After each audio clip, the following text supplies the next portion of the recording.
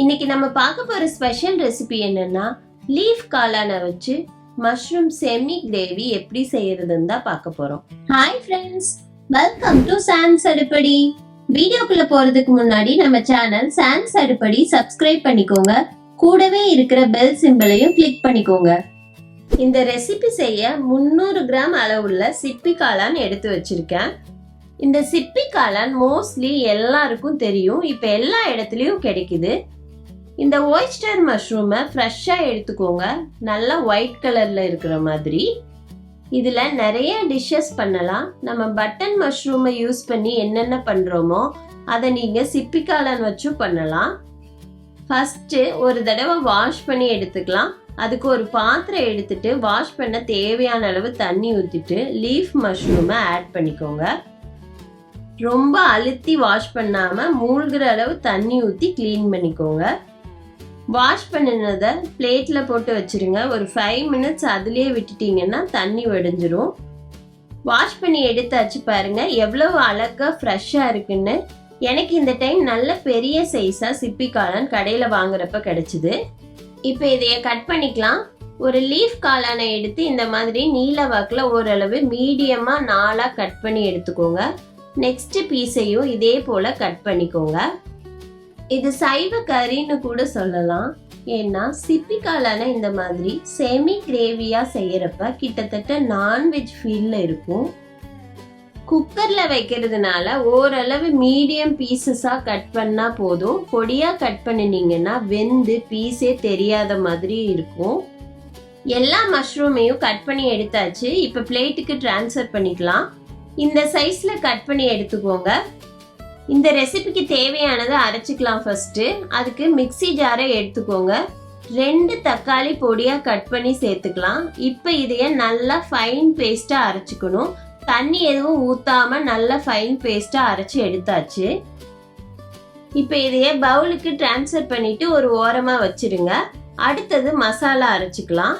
அதுக்கு மிக்ஸி ஜாரை எடுத்துட்டு இதுல சீரகம் 1/2 டீஸ்பூன் சேர்த்துக்கிறேன்.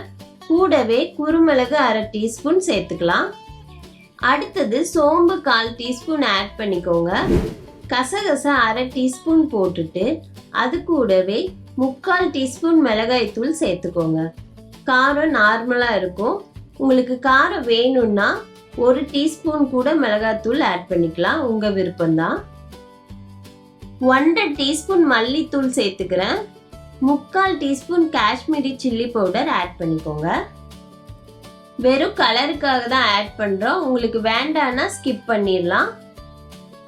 பூண்டு 7 பல் கட் பண்ணி சேர்த்துக்கிறேன். கூடவே இஞ்சி 1/2 இன்ச் அளவுக்கு தோலை சீவிட்டு பொடியா கட் பண்ணி சேர்த்துட்டு அது கூடவே கொத்தமல்லி தழை கொஞ்சமா சேர்த்துக்கோங்க.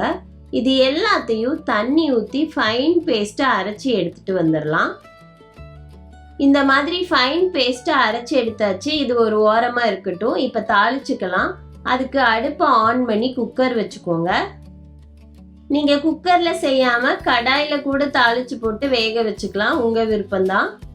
குக்கர் சூடானதுக்கு அப்புறம் 2 டேபிள் ஸ்பூன்ல இருந்து 3 டேபிள் ஸ்பூன் ஆயில் விட்டுக்கோங்க. ஆயில் கொஞ்சம் அதிகமா ஊத்தினீங்கன்னா தான் வணக்கிறப்ப பச்சை வாசம் எல்லாம் போகும். ஆயில் சூடானதுக்கு அப்புறம் 1/4 டீஸ்பூன் கடுகு சேர்த்துக்கோங்க. கடுகு பொரிஞ்ச பிறகு சின்ன வெங்காயம் 150 கிராம் அளவு, அதாவது ஒரு பவுல் அளவுக்கு உரிச்சிட்டு 2ஆ கட் பண்ணி சேர்த்துக்கலாம். இந்த மாதிரி செமி கிரேவிக்கெல்லாம் சின்ன வெங்காயம் சேர்த்தா ரொம்ப நல்லா இருக்கும். அதை நீங்க ட்ரை பண்ணி பாருங்க. முடிஞ்ச வரைக்கும் சின்ன வெங்காயம் சேர்த்துக்கோங்க. சப்போஸ் இல்லைன்னா பெரிய வெங்காயமும் சேர்த்துக்கலாம். அடுப்பை மீடியம் ஃப்ளேம்ல வச்சுக்கோங்க. நல்லா வதக்கி விடுங்க. பெரிய வெங்காயம் சேர்க்கிற மாதிரி இருந்தா 2 பெரிய வெங்காயத்தை பொடியா கட் பண்ணி சேர்த்துக்கோங்க. வெங்காயம் வதங்கி கலர் சேஞ்ச் ஆகுது. இந்த ஸ்டேஜ்ல ஏற்கனவே அரைச்சு வச்ச தக்காளி பேஸ்ட்டை ஊத்திக்கோங்க. நல்லா கலந்து விட்டுட்டு இது கூடவே ஏற்கனவே அரைச்சு வச்ச மசாலா பேஸ்ட்டையும் ஆட் பண்ணிக்கோங்க. கலந்து விட்டுக்கோங்க. மஞ்சத்தூள் 1/4 டீஸ்பூன் சேர்த்துக்கிறேன். கூடவே 1/4 டீஸ்பூன் கரம் மசாலா சேர்த்துக்கலாம். அடுத்தது 1/2 டீஸ்பூன் உப்பு போட்டுக்கோங்க.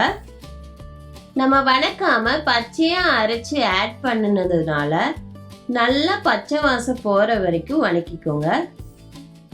5 மினிட்ஸ் வணக்கிக்கோங்க. அடிக்கடி மிக்ஸ் பண்ணி விடுங்க. அடி பிடிக்காம இருக்கட்டும். அடுப்பை சிம்ல வச்சுக்கோங்க. 5 மினிட்ஸ் ஆச்சு. நல்லா வணங்கிருச்சு. மசாலாவுல இருந்து ஆயில் பிரிஞ்சு வந்துருச்சு. இப்போ ஏற்கனவே கழுவி க்ளீன் பண்ணி வச்ச லீஃப் காளானை சேர்த்துக்கோங்க. கொஞ்சமா தண்ணி ஊற்றி மிக்ஸி ஜாரை கழுவி சேர்த்துக்கோங்க. நல்லா மிக்ஸ் பண்ணி விடுங்க. மசாலாவோட காளான் நல்லா கோட் ஆகணும். இது சைவ கறின்னு கூட சொல்லலாம். ஏன்னா சிப்பி காளானை இந்த மாதிரி செமி கிரேவியா செய்யறப்ப கிட்டத்தட்ட நான்வெஜ் ஃபீல்ல இருக்கும். காளானே தண்ணி விட்டு நல்லா வெந்து வரும். அதனால அதிகமா தண்ணி சேர்க்க அவசியம் இல்லை. அதுவும் இல்லாம நம்ம செமி கிரேவி மாதிரி செய்யறதுனால அதிக தண்ணி ஊத்த தேவையில்லை. அடுப்பை மீடியம் ஃப்ளேம்ல வச்சுட்டு குக்கரை லிட்டு போட்டு க்ளோஸ் பண்ணிட்டு விசில் போட்டுக்கோங்க. 2 விசில் விட்டுக்கோங்க. இப்போ விசில் வருது. 2 விசில் வந்துருச்சு. இப்போ அடுப்பை ஆஃப் பண்ணிடலாம். குக்கரோட ஸ்டீம் ப்ரெஷர் போன பிறகு விசில் எடுத்துக்கலாம். குக்கரோட லிட்டை ஓப்பன் பண்ணி பாருங்க.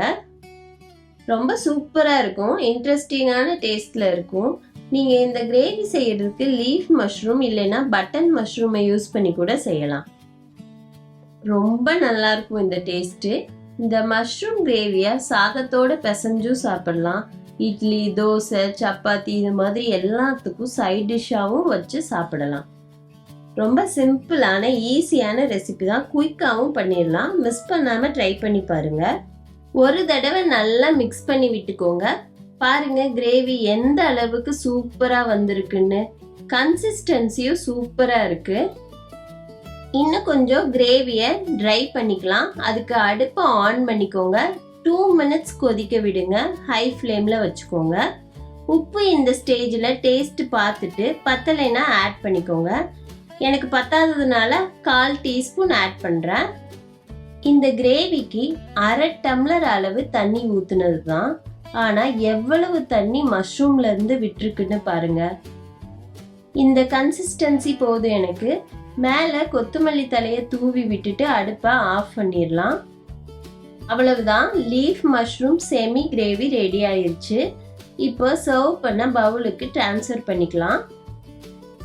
சிப்பி காளான்ல நிறைய பெனிஃபிட்ஸ் இருக்கு. அது என்னன்னு பார்க்கலாம்.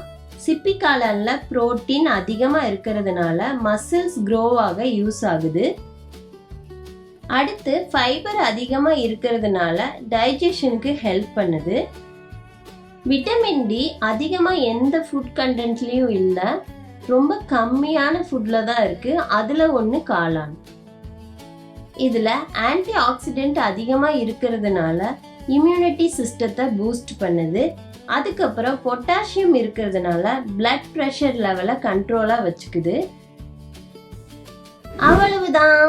சிப்பி காளான் செமி கிரேவி ரெடி. நான் இதைய ஒயிட் ரைஸோட வச்சு சாப்பிட போறேன். ஒயிட் ரைஸும் சிப்பி காளான் கிரேவியும் செம்ம காம்பினேஷன். டேஸ்டும் சூப்பரா இருக்கும். சாப்பிட்டு பார்க்கலாம்.